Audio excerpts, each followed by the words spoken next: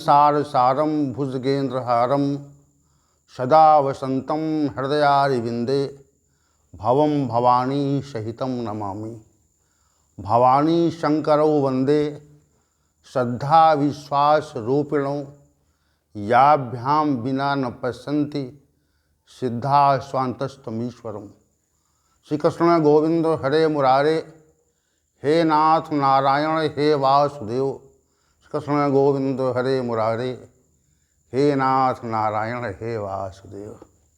वसुदेव सुतं देवं कंस चाणूरमर्दनं देवकी परमानंदम श्री कृष्णं वंदे जगद्गुरुं। कृष्णं वंदे जगद्गुरुं। कृष्णाय वासुदेवाय हरे परमात्मने प्रणत क्लेश नाशाय गोविंदाय नमो नमः। गोविंदाय नमो नमः। हम सभी आज के प्रातःकालीन सत्र में भगवत गीता ज्ञान पर चर्चा के लिए उपस्थित हुए हैं और सभी उपस्थित महानुभावों को मेरी ओर से अभिवादन और भगवान श्री गोविंद की ओर से प्रेम पूर्वक आशीर्वचन। हम सभी के साथ श्री गोविंद रहते हैं, हृदय में रहते हैं, तो वो हृदय में रहकर विचार देते हैं। विचारों का जो आना है, विचारों का जो आ करके उनका जो व्यक्तिकरण है, प्रस्तुतिकरण है, वह भी उनकी कृपा से होता है। उनकी कृपा ही हमारे समस्त कार्यों में हेतु है, कारण है। ये भाव जितना प्रबल हो जाएगा उतना ही हम इस संसार से, इस जगत से अपने को मुक्त कर लेंगे। और ये भाव प्रबल ना हो पाया कि भगवान श्री गोविंद ही हमारी समस्त कार्यों में हेतु हैं, हम हेतु हैं, तो वहाँ पर कर्तापन का अभिमान आ जाता है। ये कमी रहती है। जो मनुष्य, जो साधक ये जान जाता है कि हमारे पास कोई सामर्थ्य नहीं है, सामर्थ्य तो श्री भगवान के पास है और उनकी सामर्थ्य से ही हमारे में सामर्थ्य उत्पन्न होती है।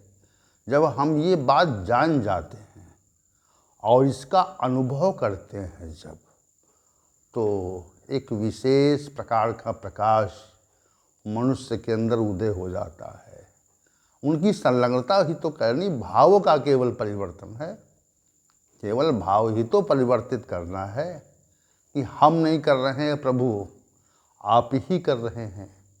यह मात्र भाव परिवर्तन से ही मनुष्य का बहुत बड़ा कल्याण और हित हो जाता है। आइए चलते हैं आज के केंद्रीय विषय की ओर और उस पर विचार करते हैं। अध्याय संख्या 16, दैवासुर संपद विभाग योग। इस पर कई सत्रों से चर्चा चल रही है और आज की चर्चा भी इसी अध्याय पर केंद्रित है। श्लोक संख्या 4, आसुरी संपदा को प्राप्त पुरुषों के, मनुष्यों के 6 विशेष लक्षणों का वर्णन श्री भगवान ने श्लोक संख्या 4 में कहा। और कहा, दंभो दर्पोभिमानस्य क्रोधा पारुष्यमेव च अज्ञानम चाभिजातस्य पार्थ संपदमासुरीम्। हे अर्जुन, हे पार्थ, दंभ, दर्प और अभिमान तथा क्रोध, पारुष्य कठोरता तथा अज्ञान, ये सब 6 लक्षण आसुरी संपदा को लेकर प्रकट हुए पुरुषों में पाए जाते हैं, रहते हैं। तो 2 लक्षण जो थे आसुरी संपदा को प्राप्त पुरुषों के, 2 लक्षण, दंभ और दर्प पर हम सभी ने विगत सत्र में चर्चा की थी और आज जो ये आसुरी संपदा को प्राप्त पुरुष के का जो तीसरा लक्षण है, जिसे श्री भगवान ने अभिमान कहा, अभिमान, तो आज की जो चर्चा है वह अभिमान नामक दुर्गुण पर रहेगी। क्योंकि हम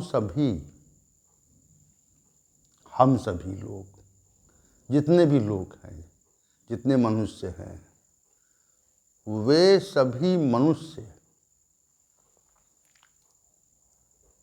मनुष्यों के अंदर कुछ सामर्थ्य रहती है।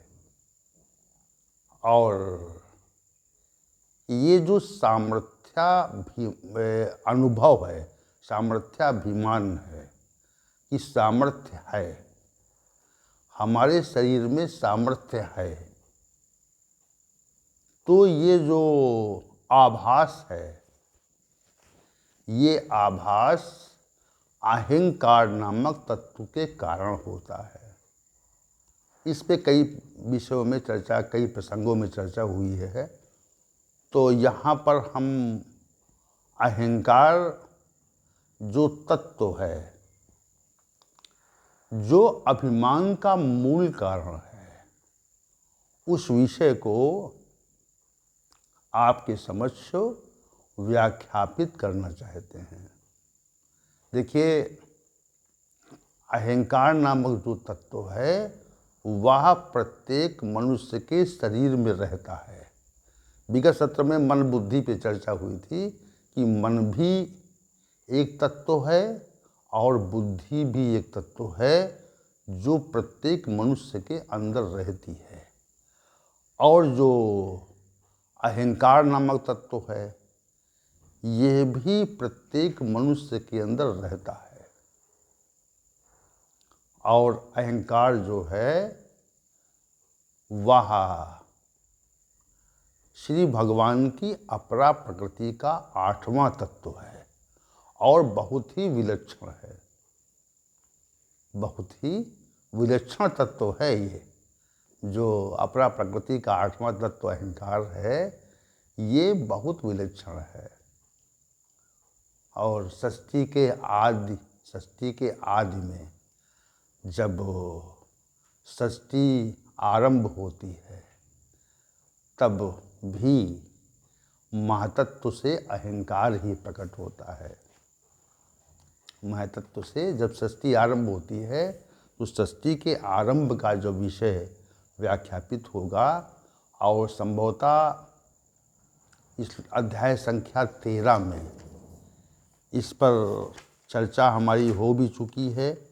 और इसमें अध्याय संख्या 13 में एक श्लोक है, श्लोक संख्या 5, महाभूतन अहंकारो बुद्धिर्व्यक्तमेव च इंद्रियाणि दशेकम च पंच चेन्द्री गोचरा। पंच महाभूत, अहंकार, बुद्धि और मूल प्रकृति भी, तथा 10 इंद्रियां और 1 मन और 5 इंद्रियों के विषय, तथा 5 जो विषय हैं, ये सभी जो हैं, ये क्षेत्र के स्वरूप माने जाते हैं। और जो क्षेत्र का स्वरूप है, तो इसमें जो समष्टि बुद्धि, जिसको महतत्व कहते हैं, उससे अहंकार नामक तत्व की उत्पत्ति मानी जाती है। और उसी सृष्टि के आरंभ में उत्पन्न इसी अहंकार नामक तत्व का एक सूक्ष्म अंश हम सभी के शरीरों में रहता है। इस बात को समझें आप, हम सभी के शरीरों में उपस्थित रहता है। और उसी अहंकार नामक तत्व के कारण, समझिए, उसी अहंकार नामक तत्व के कारण हमको अपनी स्थिति का आभास हुआ करता है। कैसे स्थिति का आभास होता है?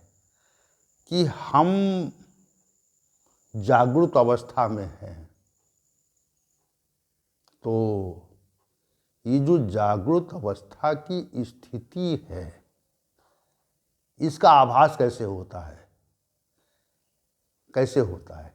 हम सोए हुए थे और सोने के पूर्व हम स्वप्न देख रहे थे, तो स्वप्नावस्था में जो प्रतीति होती है, स्वप्नावस्था में जो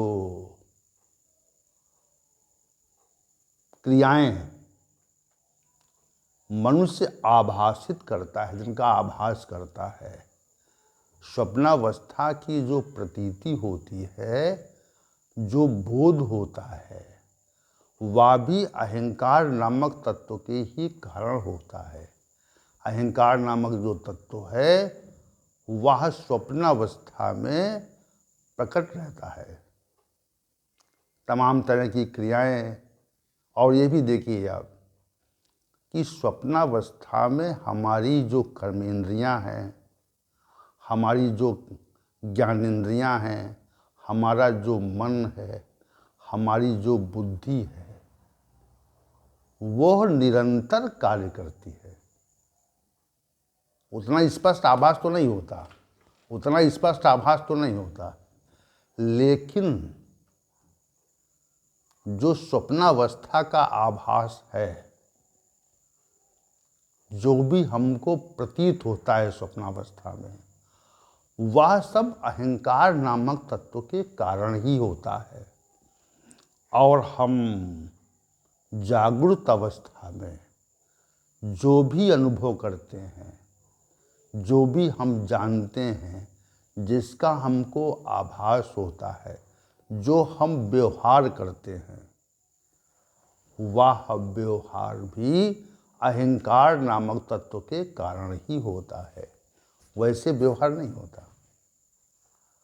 तो अहंकार नामक तत्व के कारण ही हम जब सुषुप्ति अवस्था में होते हैं और सुषुप्ति अवस्था के उपरांत जब जागृत अवस्था में आते हैं, तो भी हमें सुषुप्ति अवस्था के उपरांत जागृत अवस्था का जो बोध है, वह भी अहंकार नामक तत्व के कारण ही होता है।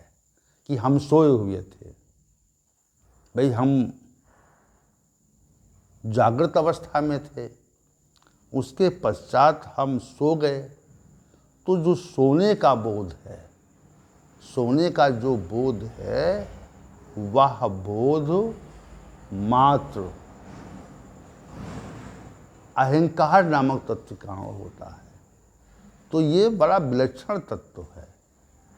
हमको अपनी जो सांसारिक स्थिति है उसका जो आभास होता है, सांसारिक स्थिति का जो आभास होता है, वह भी वास्तव में अहंकार नामक तत्व के कारण होता है। सांसारिक स्थिति का जो आभास है वो अहंकार नामक तत्व के कारण ही होता है। जो भी स्थिति हमारी है कि हमारे पास इतना धन है, हमारे पास इतनी संपदा है, हमारे पास ये पद है, ये ऐश्वर्य, जो भी आभास होता है वह हमें अहंकार नामक तत्व के कारण होता है। और यही अहंकार नामक तत्व हमको मिथ्याभिमान में डालता है, अभिमान में डालता है। अगर अहंकार नामक तत्व न हो तो मनुष्य के अंदर अभिमान नहीं रहेगा। अभिमान कहेगा, ऐसे सामान्य रूप से तो अभिमान के अर्थ को हम सभी समझते हैं, कहते हैं बड़ा उसको अभिमान है। काहे का अभिमान है?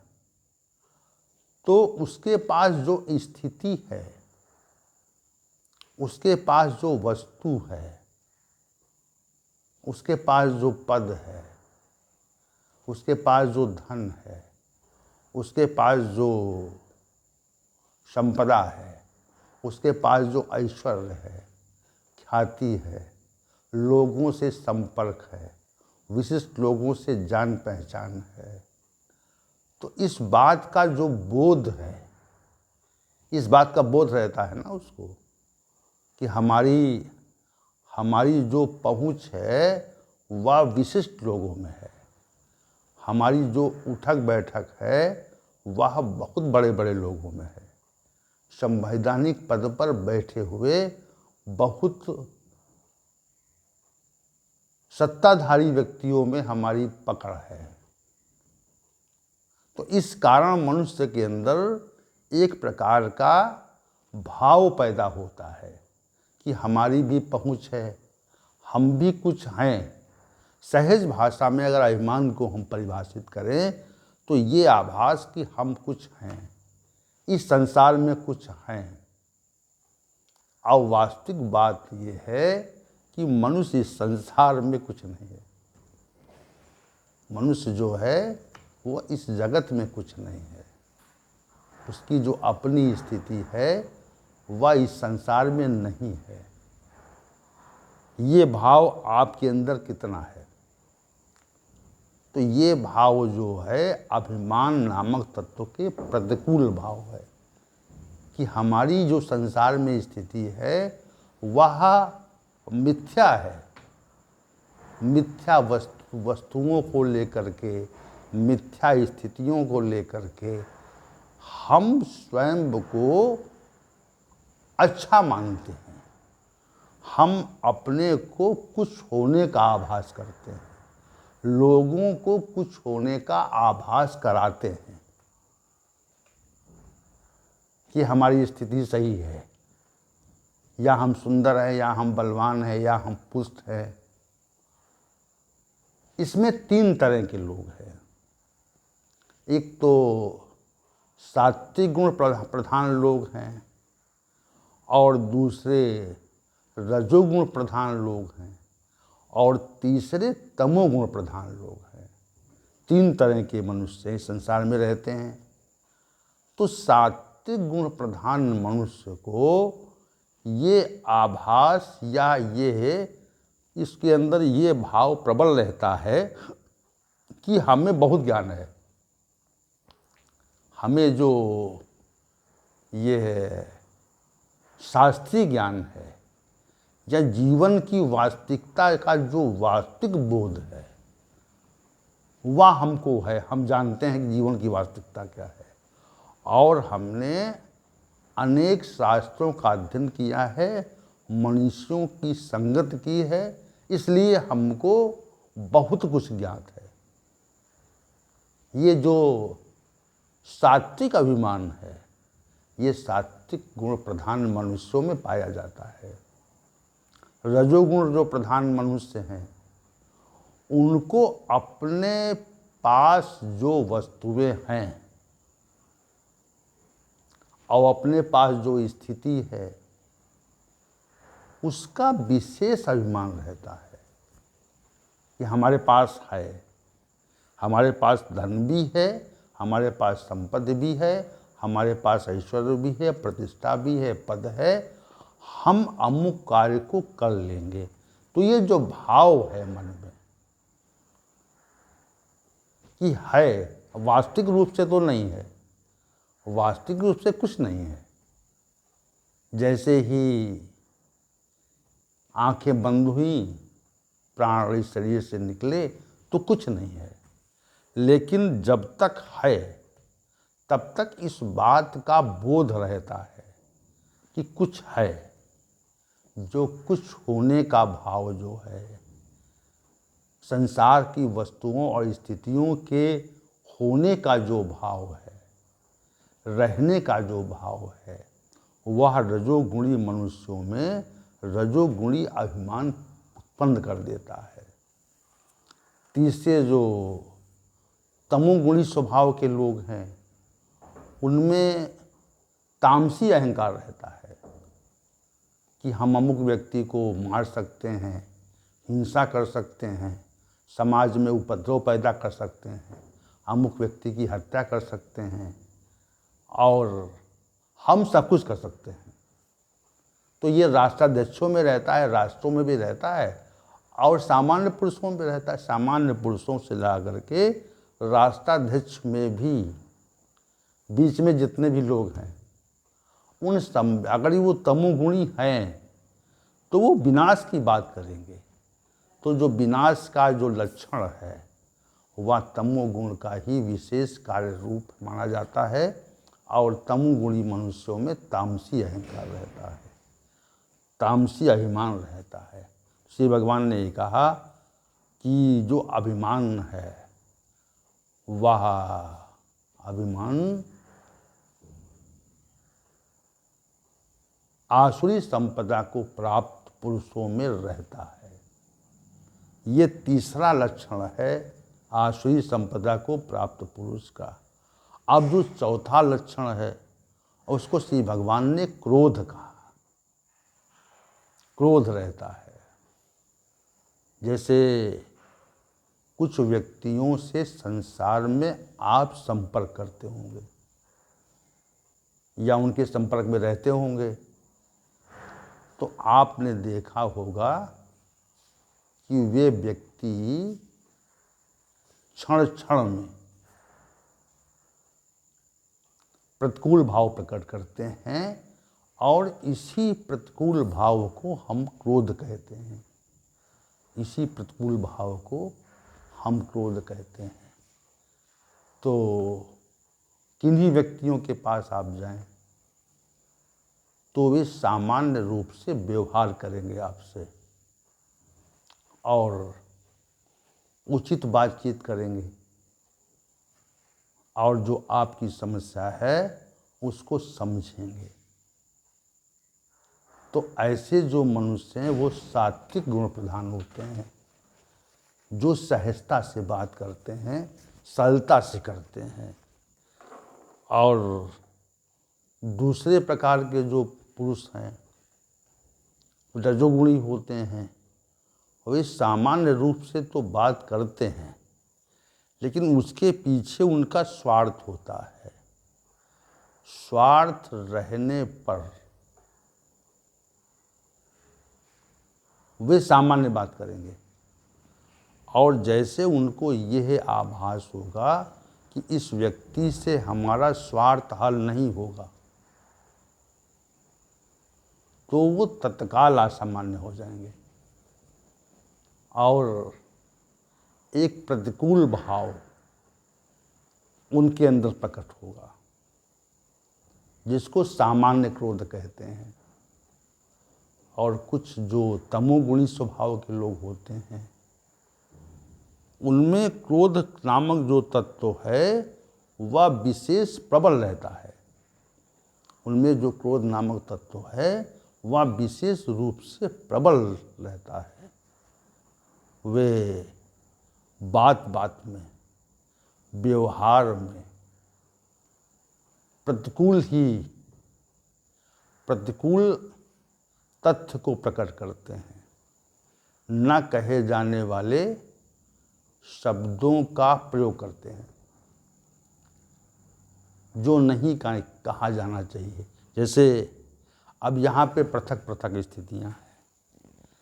पृथक स्थितियाँ ये हैं कि अगर व्यक्ति अच्छे स्वामित्व वाला है तो अपने जो सहयोगी हैं या अपने जो साथ कार्य करते हैं तो उन साथ कार्य करने वालों के प्रति उसका व्यवहार उचित नहीं रहता।